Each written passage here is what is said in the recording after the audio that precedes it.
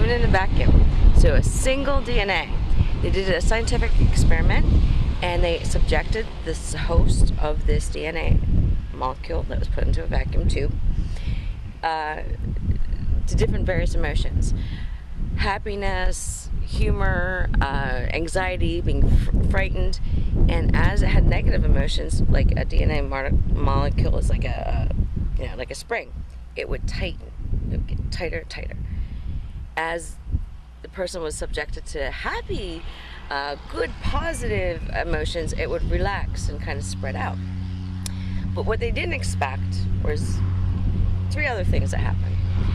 One was these free-flowing electrons that they couldn't even get out of a vacuum, which is just energy, nothing really exists, it's space and energy, actually mimic the DNA molecule. It started taking the shape of this DNA molecule, and as it did, it replicated the emotions. If it got tight because of anxiety, it would tighten up these electrons. So they thought, well, this is interesting. It's one room over. So they took the person, and they sent the specimen to China. It's associates in China.